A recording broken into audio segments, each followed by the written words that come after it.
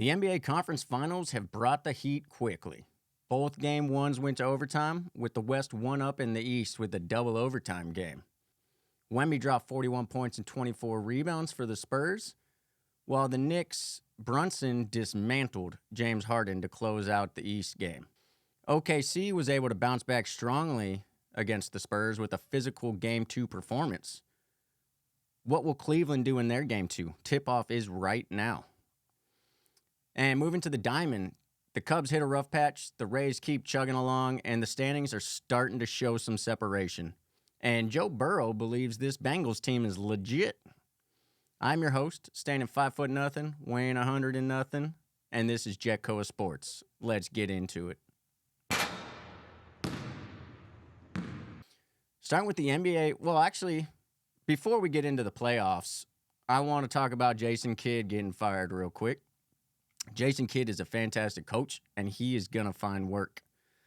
The Mavs recently changed ownership a few years ago, and they took a lot of big swings to kick off their tenure at the helm. And ultimately, they have decided to hit reset on all of that. Nico was fired, and Jason Kidd was not a hire of the new staff. So, unfortunately, this is how it normally goes. And if you're not going to be married to Jason Kidd long term, then getting rid of him now is going to be better for Flag's overall development. So it's a good move if you don't want to keep Jason Kidd. And Kidd will get work. I would honestly love to see him in Orlando. The Magic have serious young talent that they have not been able to take that next step over the past 2 or 3 years.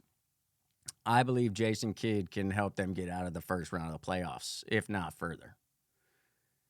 And Orlando is close enough to Miami that it wouldn't be such a bad job for Jason Kidd. There would be fun stuff in the area for him to do. I know Orlando is just Disney World, but he'd be close to some fun stuff. Now let's get into real basketball in the playoffs.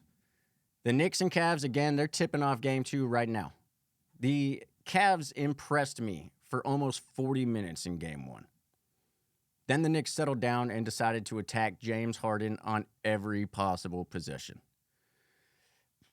I talked before the series started about how I feared playing Mitchell and Harden at the same time because that would allow Brunson and other players to find an easy mismatch in the backcourt.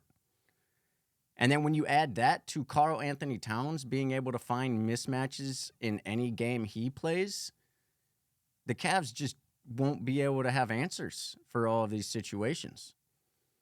I originally said the Knicks in 6, but after that soul-crushing Game 1, I think the Knicks win it in 5. Donovan Mitchell is fantastic, and he can score in all 3 phases of the game, but so can Brunson. The Cavs, Mobley and Jared Allen should average double-doubles or around there each game. And I think Mobley and Allen can give Cat some fits. So it's really going to come down to stopping Brunson and some of the other guards and wings on New York. But James Harden is a liability. He can't be the main ball handler anymore. He's going to turn the ball over too much. He's just not strong and fast enough to keep that role. And he still does James Harden disappearing acts. And we don't know when that's going to happen. And it's just, boom, he's gone for the game. He's still on there, wasting minutes, but he's not doing anything. And Dean Wade, I love his tenacity, but he needs to fight through these screens instead of allowing the Knicks to find Harden that easily.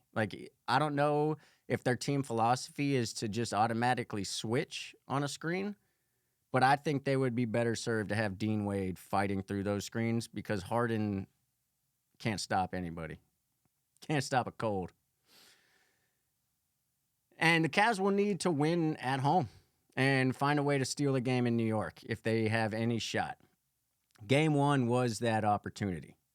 So we'll see if the Cavs will get another one. In Game 1, the Knicks shot 30% from 3, and they didn't crack 25 points in a quarter until the 4th.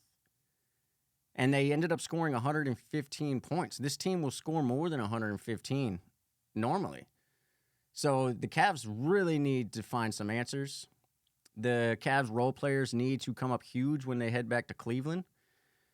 And that's going to be a tough mountain to climb with Josh Hart, OG Anunoby, and Mikal Bridges playing defense and also attacking those guards and wings while they're on offense. Ultimately, the Knicks have too much talent for the Cavs to handle. They really needed game one. The Cavs really needed game one. And then they just needed to close out at home. Now they're going to need a lot of luck to go their way. Over in the West, beautiful way to start the conference finals.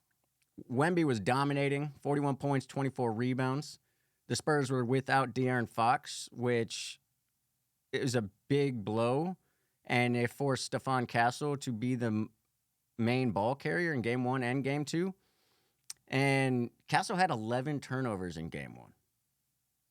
Luckily, Wemby is a freak, and they were able to pull that game off.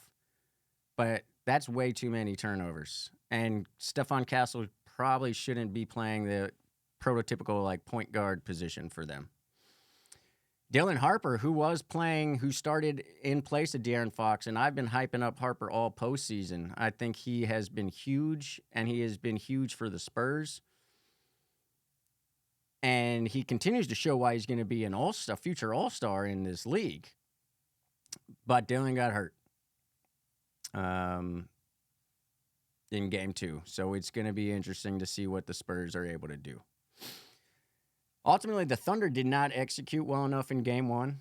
SGA didn't have his best game. And at the same time, he seemed to be pressing and trying to win the game himself when he had other players that were balling. Caruso was having a huge game.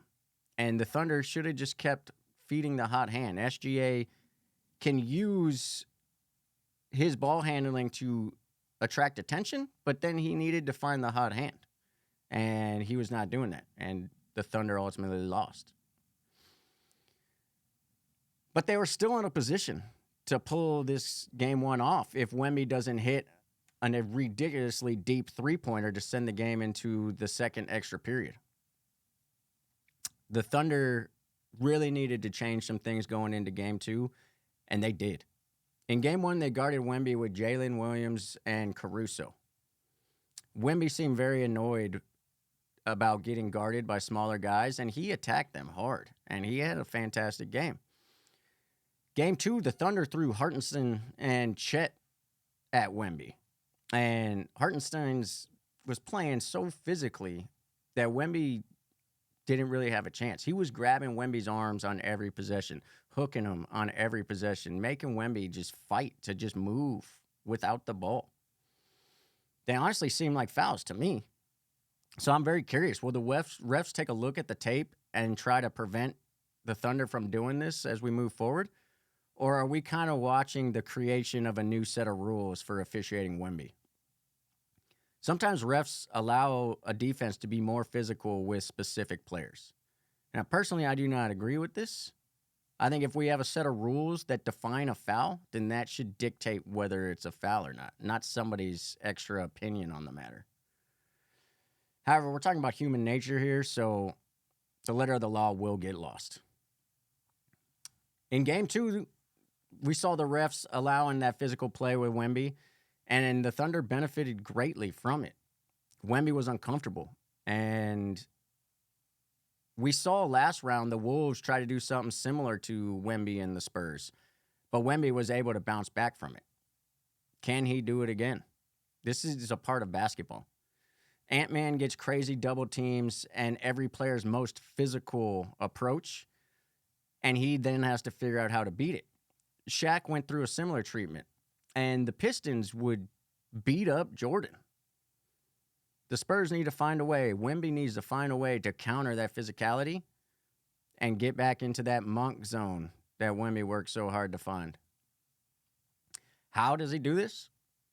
I don't know. The Spurs, again, they're in trouble. Harper is now out with a hamstring injury, and those usually don't heal in 7 to 10 days. So it seems like he might miss the rest of this series, if not the finals, too, if they make it. De'Aaron Fox should be back soon, and without Harper, they really need him. And based on Stephon Castle's turnovers, they really need De'Aaron Fox carrying the ball, being the main ball handler, and running that offense.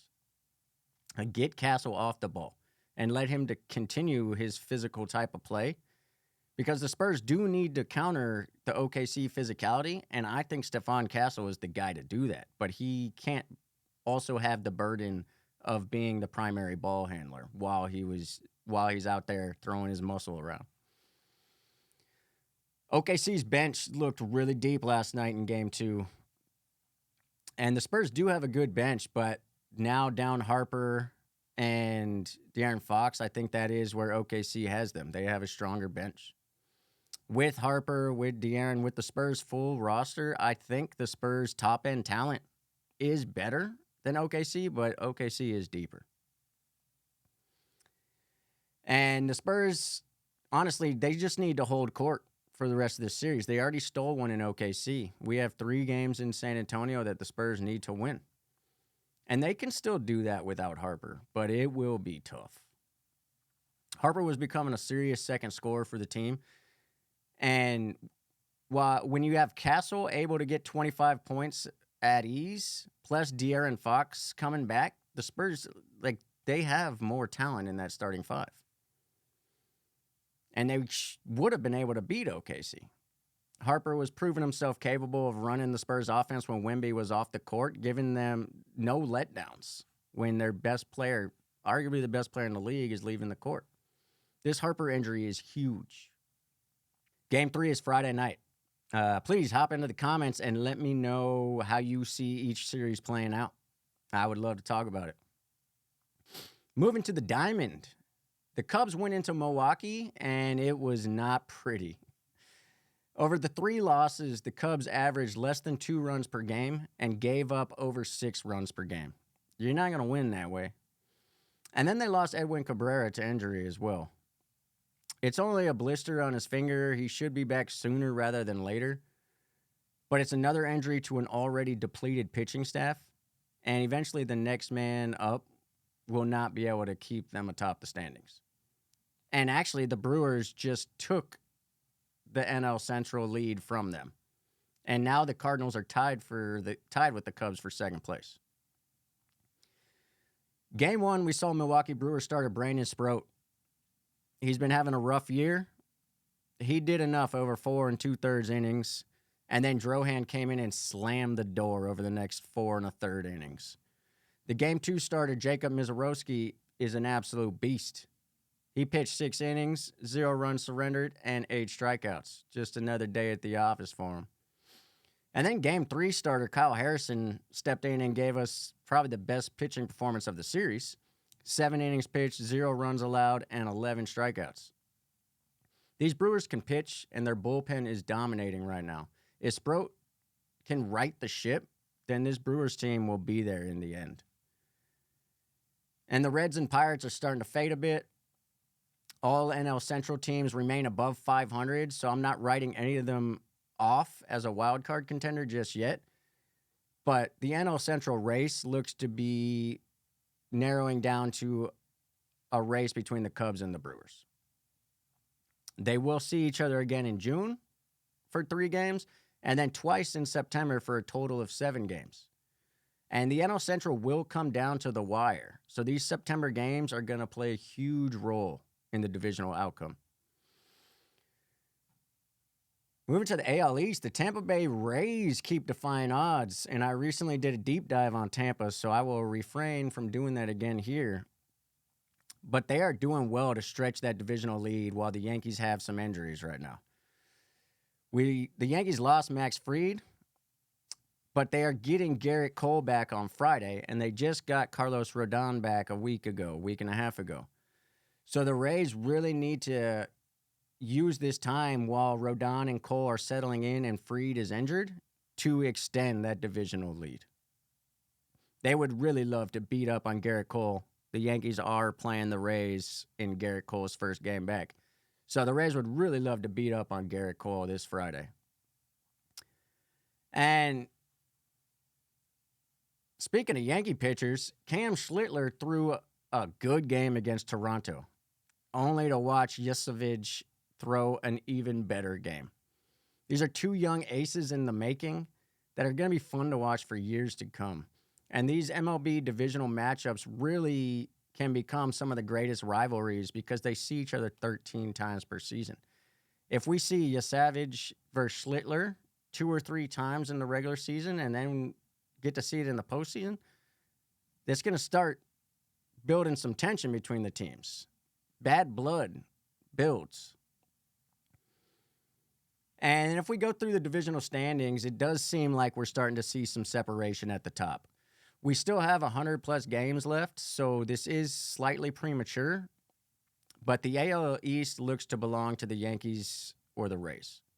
The Red Sox do not have the overall talent, and the Orioles are struggling mightily. The Blue Jays have the talent to rebound, but it will be interesting to see how all of these teams perform into July. The Blue Jays may be thinking of shedding salary if there's not much improvement. The AL Central is clearly up in the air. The Guardians hold their usual spot atop the standings, but the White Sox are only 3 games back, and the Twins are 5.5 games back. The Guardians' offense is not good, and their pitching has been okay. The White Sox have a better offense than the Guardians, but their pitching is worse. And then you go to the Twins, and it looks like their team matches the White Sox bad pitching and the Guardians bad offense. So the Twins are probably not climbing out of the 3rd spot, maybe dropping further. And pitching is a better indicator of overall success. So I think the Guardians will stay atop the division, just based on their pitching being the best. None of these teams are going to win championships. None of these teams are going to win 90 games. I originally picked Detroit to win the AL Central. And the Tigers and Royals are still technically in the race, but they need to start winning games today. Moving to the AL West, there's only one team with a winning record, and that is the leading Athletics. I do still think the Mariners will right the ship and win this poor division, and the A's will still get a wild card that I had penciled them into at the onset of the season. The Mariners are just too talented. I do like the Athletics' talent as well, but the Mariners' pitching is better. So, again, pitching is a better indicator of overall success, so we're going to go with the Mariners here. The NL East belongs to the Braves. They've been playing the best baseball all season. I highlighted their entire team not too long ago, so I'm not going to do that again. But they're going to get players back from the IL. They got some offensive players that are going to start hitting the ball like they should be, and they're only going to get better. And if they keep winning, then they deserve another deep dive from me, so we'll keep an eye out. I do feel that the Phillies have turned things around in the NL East, but I don't think they can catch these Braves. I do still think the Phillies are kind of old, and while they are having this little early season resurgence, I don't see it lasting throughout the entire year, and I don't see it helping them claw back from 9 games down. We've already kind of talked about the NL Central, so I'm going to skip that and just move straight into the NL West, where the Dodgers are back on top of the division. Shohei is pitching like an ace, and he's starting to hit like an MVP. Mookie Betts is back, and he will provide something with his glove and his bat. Freddie Freeman will continue to get better, and he's going to be a tough out in that lineup, even if he's not hitting 320. The guy knows how to hit, and he will be a headache for pitchers, especially in the postseason. The Dodgers do need Glasnow back immediately. And then their rotation starts to look pretty good. Shohei has a .7-something ERA. Absolutely ridiculous talent out there in LA. And the bullpen will be addressed at the trade deadline, with Edwin Diaz also coming back in that time period as well. So the Dodgers are going to keep getting better. I think the Padres still have a shot in the division, but the Dodgers will add to their lead. Like, if the Dodgers keep adding to the lead and Padres still aren't hitting the ball well, then the Dodgers will end up running away with this division. Like, in San Diego, like, where is Manny Machado? Where is Fernando Tatis? And where is Jackson Merrill? These are 3 all-star bats that are just doing nothing. Manny Machado is a Hall of Famer. First ballot Hall of Famer. That's rough to say in baseball, but he's second ballot at least Hall of Famer. And he's hitting less than 200. All three of these guys, I think, are below the Mendoza line. Not good in San Diego on offense. Please jump into my comments and let me know about your divisional outlooks and where I went wrong. I would love to talk about it.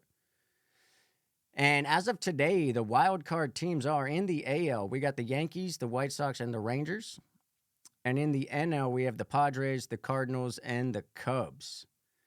Which means my wild card predictions are way off right now. But my hockey predictions were spot on. And while I admittedly do not know much about hockey, I will continue picking the conference finals because I did so well in the second round. I chose Colorado, Carolina, Las Vegas, and Montreal to advance, and I nailed them all. So here are my picks to make the championship series. The Las Vegas Golden Knights seem like a team on a hot streak, and that's a huge thing in hockey. I know Carolina and Colorado have not lost much in the postseason, but they were favorites going in anyways. I like Vegas to upset here. And I really wanted to pick the Canadiens for another upset, but I will go with the Hurricanes. So my Stanley Cup Finals will be the Vegas Knights versus the Carolina Hurricanes. I know my hockey coverage is truly in-depth, and I apologize if my analysis was high level. I do really love the game of hockey, though. And moving to the gridiron, Aaron Rodgers has finally announced that he will retire at the end of the season. It's about time. He has been one of the greatest QBs of all time, and he may have the best arm ever. John Elway, Brett Favre, Dan Marino, Aaron Rodgers. And Aaron Rodgers might be better than all three of those because he can sidearm the football 70 yards. Guy had an absolutely tremendous arm. And if you go back and watch tape from 10 years ago, you're going to be amazed at what Aaron Rodgers used to be able to do with that football. I will always remember him as a tough competitor and a shit talker. And during sport, I'm a fan of both of those things on the field. Get in people's head, be tough, be physical. And yeah, if you can talk them down, go for it. I do think Aaron Rodgers' media game got a little bit old, so I'm going to be happy to watch him ride off into the sunset. Thanks for joining me at JetKoa Sports. Please remember to hop into the comments and let me know how wrong I am. And hit subscribe to get notified on all my weekly rants. Have a great weekend, y'all.